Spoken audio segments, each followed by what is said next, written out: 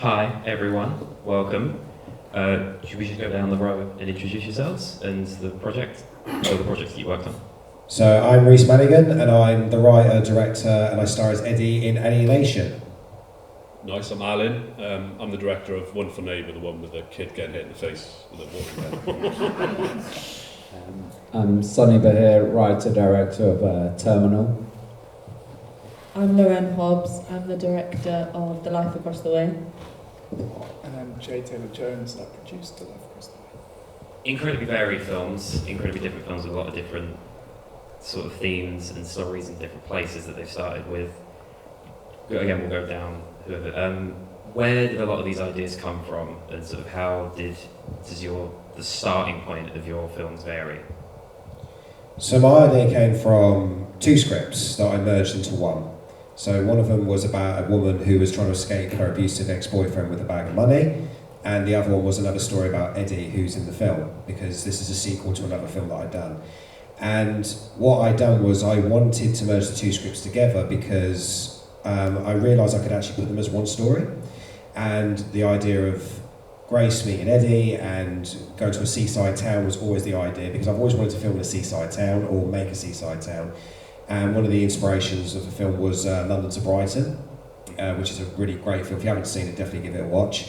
And I wanted to kind of do a story about escaping to the seaside town and trying to escape the dangers of who could be coming after you, sort of thing. So that was my idea, putting the two stories together. Yeah. And just a quick worry. Did you find it difficult to blend the two stories together? Because I find, like, when plot points and things cross, especially moving across locations like the film did, sometimes I can find that it gets quite difficult. Did you have that challenge as well?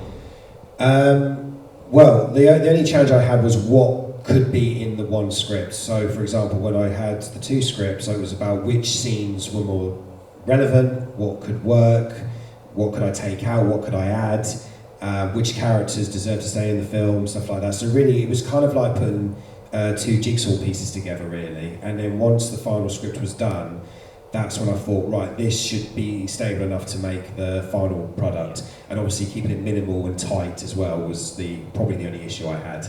Yeah, that's fair enough. Yeah, so my idea came from me and the DOP, Paul, were not a huge fan of sentimental TV ads. So we just thought we'd construct our own and then think what the best way to end it would be. And we just landed on it being a kid getting hit in the face with a water gun.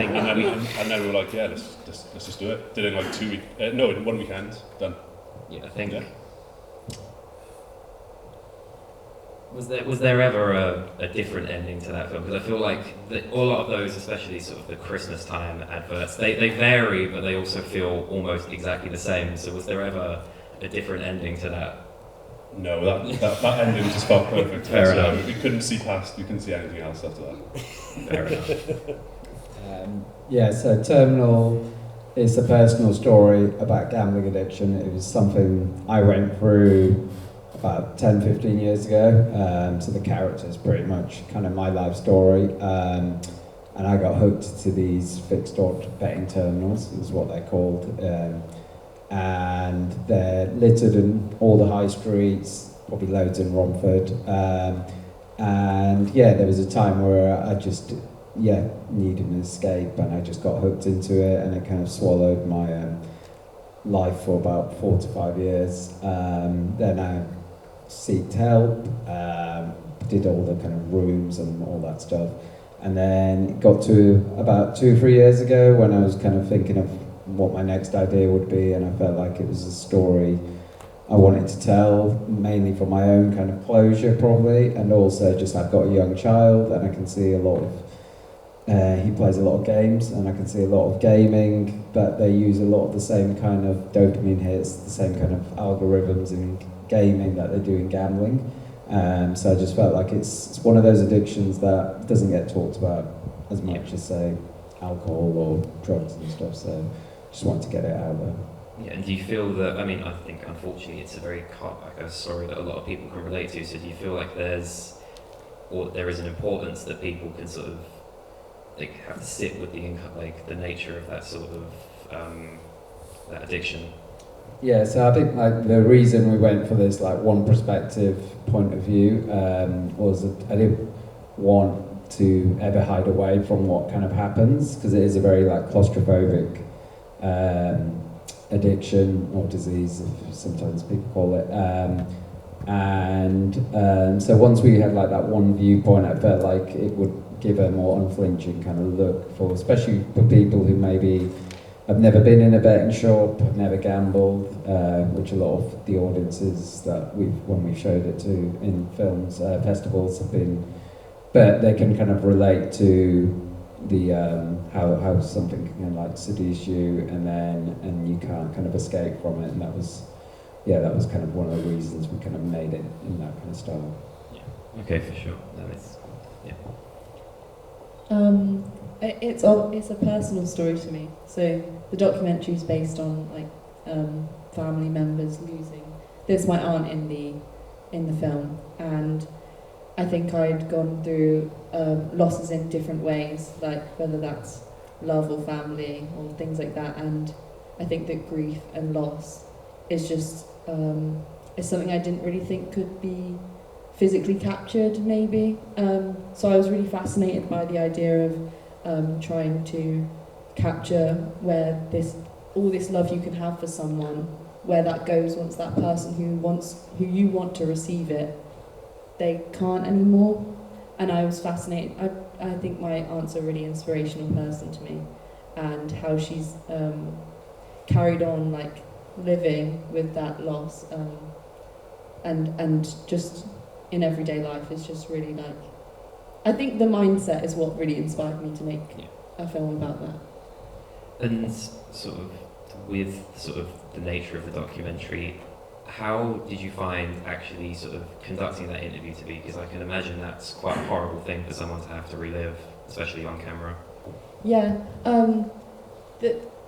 The great thing about my aunt is that she's very, she works with a charity called SANS, and she is a spokesperson, so I know that she's very vocal anyway, and she's really good at conducting herself, or articulating herself even, because I don't think that her emotions, some interviews, like you can maybe people would maybe see it as getting in the way of an interview, but I think that her letting herself go in those circumstances and still being so articulate is like really powerful.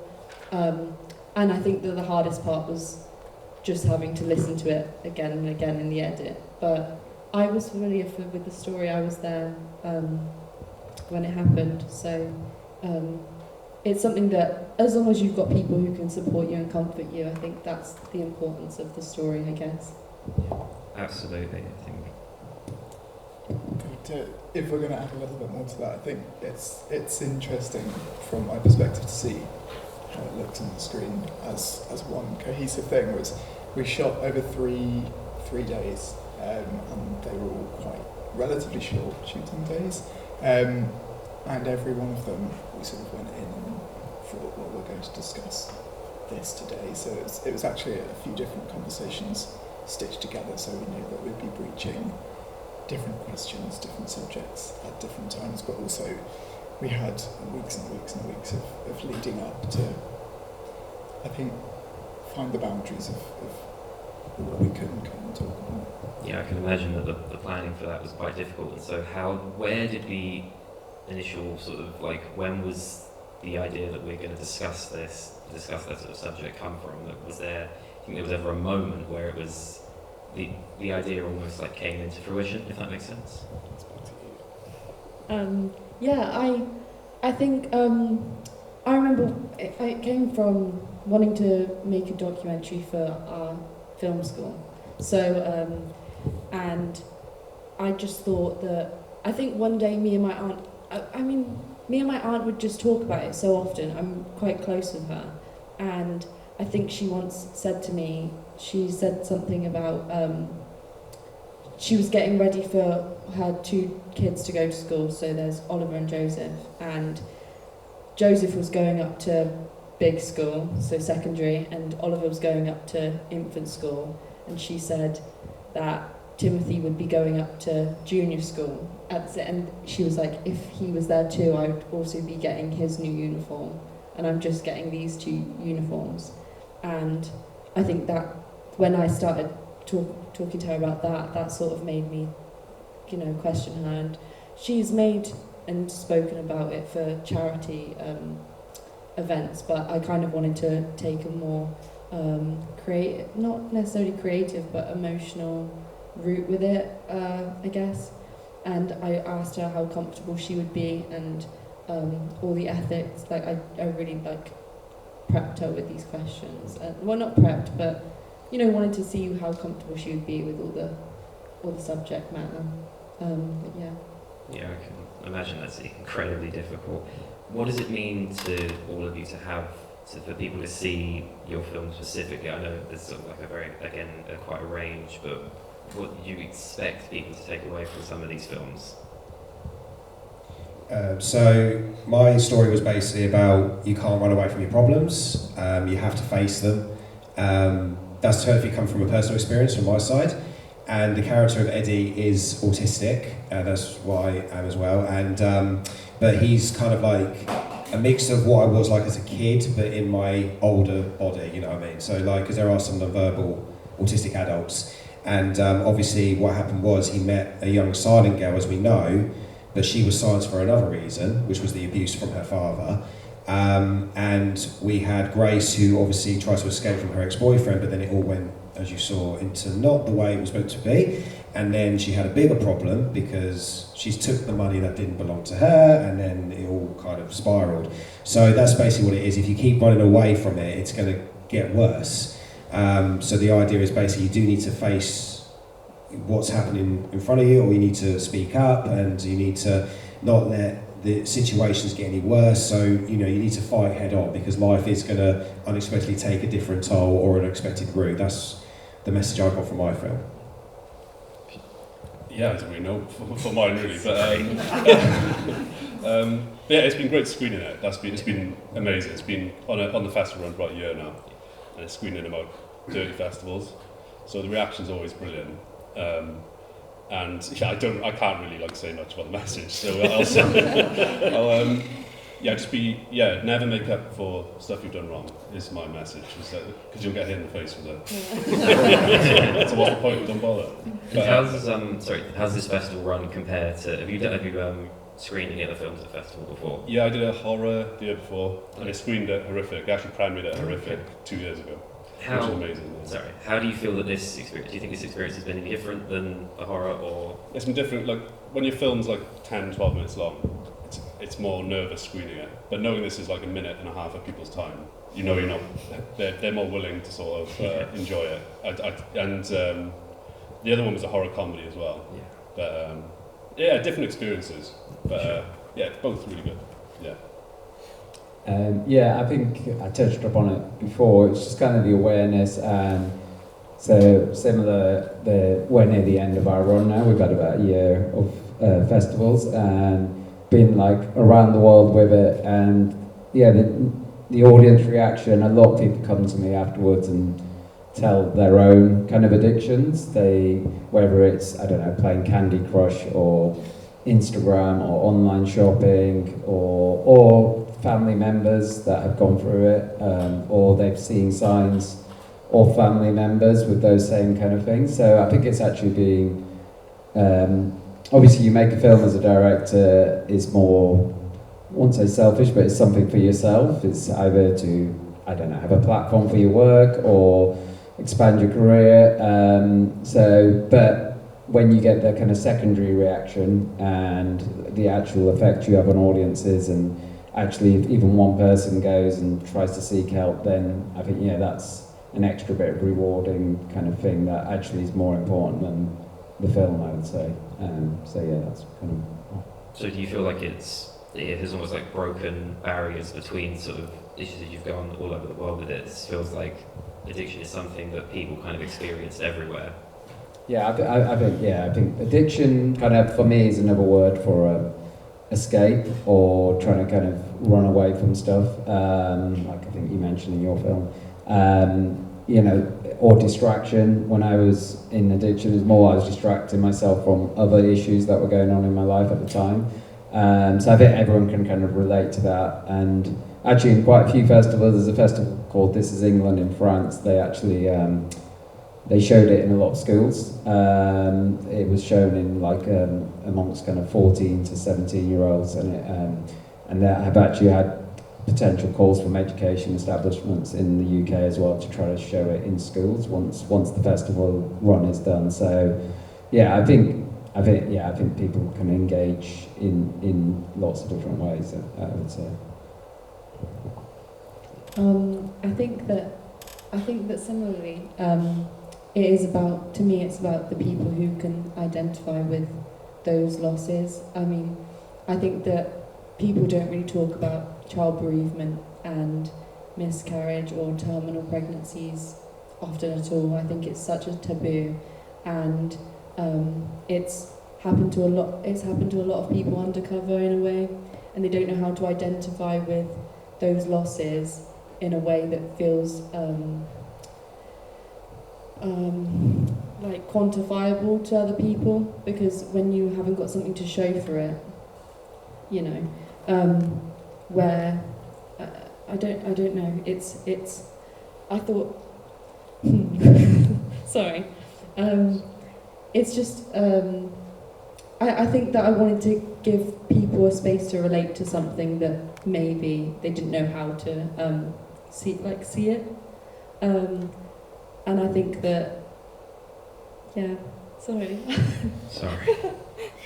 I think for me, I mean, we came to it from very different angles. That your family has experienced this and mine hasn't, but my mum was a midwife for quite a while, and she would come home from work every now and again, very quiet, and we would all know what happened, but none of us would talk about it that much, and when we did, it was always such a relief to everybody.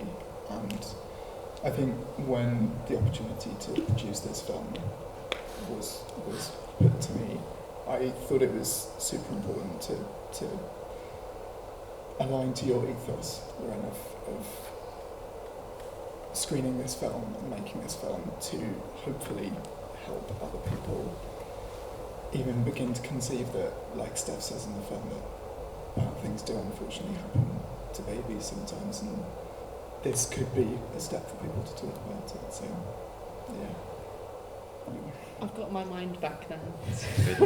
I was just gonna. It's really nice screening. This is our premiere today, and it's nice being able to. Congratulations. Thanks. And it's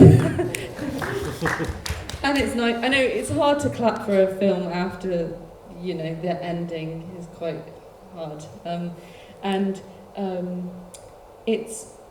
It's really when it all gets announced, it's really emotional because you think, oh, I'm going to see my family on a screen, and that's lovely. But yeah, it's really important. It's nice. So I can imagine that it very quickly became more than just a university project. And was it a larger group, or was it just the two of you? No, it was a larger group. We had kind of one of the smallest crews really in our university group, cohort. That was something that I requested, knowing that we'd be going into someone's house and talking about all these subjects with all of your siblings and cousins. I thought, let's just keep this as small as we could. So a lot of people worked remotely, which is fun. Did you feel that people sort of immediately grasped sort of the nature and got on sort of the same sort of level as the two of you with sort of the way that you should, the conduct? Because I'd imagine some films can be quite busy, quite loud, whereas an occasion like that needs to be incredibly respectful. I think everyone clicked into it instantly. Apart from the kids. But they were having fun. That was a good thing. Alright. Yeah, exactly. I think, so Kevin, you want to move on to audience questions, or? If you want. I think so. That's all right. I'm just getting comfortable. Does anybody have any questions?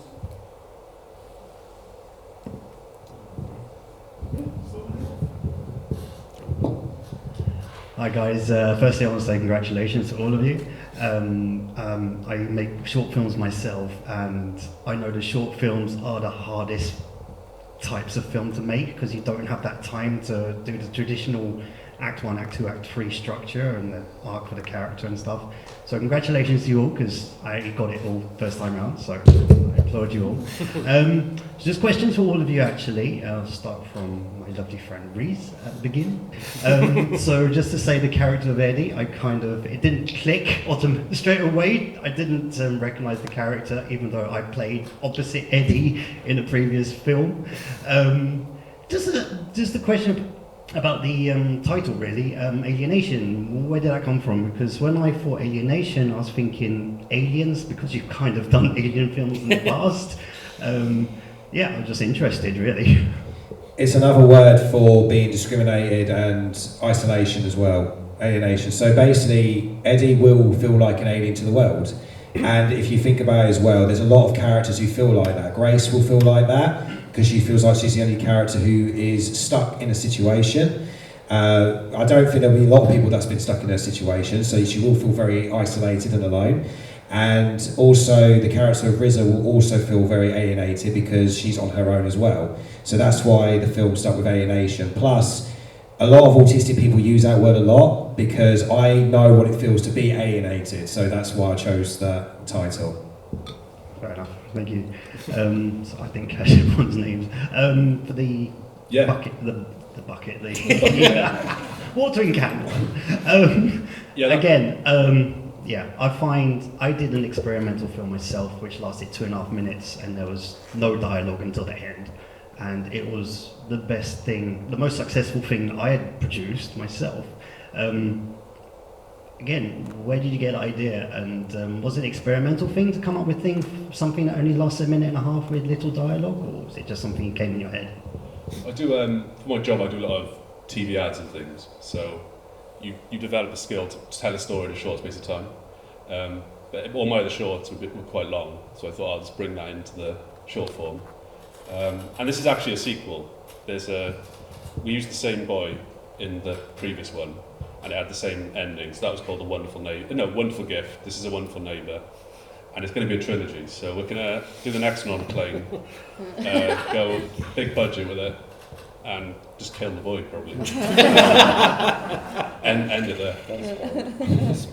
Can't wait to see that one. Sequel, Yeah, please release that one. For the terminal, I mean, that was amazing. The one shot with the one perspective was just fantastic, I thought. And it is, actually, it's for all of you, actually, that to bring out films that are hard-hitting for some people, that traditional filmmakers are scared to put out there. So, again, I applaud you all for that. Again, as you described how you came up with the idea for the terminal, what gave you the idea to film it in that one perspective? Because that was really clever, I thought. Yeah, that took quite a while to get to that place, actually. By the way, it's just Terminal. The Terminal's the Tom Hanks. Sorry, that's Tom Hanks. People get that mixed up with the Tom Hanks film. And, we don't have Tom Hanks, sorry. We tried. But yeah, so yeah, I think I knew I wanted to make the film about, obviously, my story. And originally, a lot of the drafts were the traditional kind of, you'd go gambling, go home, have an argument with his girlfriend, you see him at work. It just felt a little bit kind of soap opera for me, and just a bit too, I think, safe as well. And I think you mentioned the medium short films, and it is a difficult medium, but actually it's quite a liberating medium, because you don't have studios behind you, even though we did have funding on this, but it was more post the film being made. And you don't have people, because I'm like you, I work in the commercial world, so I direct commercials, and I have to, sell cars for big German brands and stuff like that, and they pay my wages, so I'm not going to diss them too much, but I wanted to, make something that had a lot more kind of staying power. But yeah, so I think short films is where you can be quite edgy and you can experiment, and so I wanted to. I think I was watching 2001: Space Odyssey, and the kind of Hal character there, and then I think after that I thought, okay, that could be really cool for this, just having it from the machine's point of view, because ultimately the film actually is about the machine more than that character, and that's why we end on them on the collage of all the different people this machine has affected. So yeah, once I kind of hit on that, I thought it all kind of made narrative sense, but visual sense as well. Absolutely, it was a great ending, to be honest. It did extinguish the fact that gambling does affect us so many people. Thank you. For you guys, again, a very difficult subject to hit. I'm not tooting my own horn, but I did a similar film regarding loneliness during COVID. And the character that I chose was an elderly lady, and I gave her the script and we worked over it. And it wasn't until the day we started filming, it kind of clicked in my head. It's like, oh my God, something's good. This script might trigger something. And, you know, I didn't ask her until we started filming. It's just like, doing this script, is it going to trigger anything? I don't want to really upset you and stuff. She was like, no, I've been through this before. I was like, good. But she said she was fine, and you know, she did a fantastic job and ended up winning an award for it. For you guys, how did you prepare to for your main character? I'm sorry, I didn't catch the name again. To go relive all that without getting mega emotional, if that makes sense, or triggering off any issues or emotions later on. I think that when you're looking for a subject, it's so important getting to know the person. I think obviously I'm very lucky with choosing a subject who I've known my entire life, obviously. But I think that knowing the character of the people you are going to be working with, and trying to figure out, is this quite like a strong-willed person who is going to be able to sustain hard working days and emotional like grievances, etc. And also be able to push back if there is any issue, which my aunt is not averse to at all, which is good. Like, you need to be able to be with someone who can, you know, give that balance. I think the way we looked at it is that we were very much like just being very just having great communication, because you have to, I just went through with her several times, this is my aim for the doc, these are the aims of the conversation, and I know that it will take different like journeys as we go through the conversation, because that's just how it works. But I want to say, is there anything you don't want me to talk about, etc. And luckily, again, like I said, she's such a spokesperson for her story. So I was always like, are you sure you don't want, you don't need a breather, you don't need to have these things? She's like, it is such an ingrained part of her life now that it's hard to talk about, but it's more important to talk about than it is hard, in a way, if that makes sense. I think just to add to that too, from again my perspective, I did a lot of producing behind Loren, so all of the communication, or maybe 75% of the communication, wasn't through me. So if there were things that I needed from Steph, I would talk to Loren about doing that, just so it wasn't this huge, that it was never a huge thing, but not that there was lots of people bothering her all the time, and I was asking her about logistics and telling her that we needed to do things on this day as opposed to that day, and I think that probably led to quite a good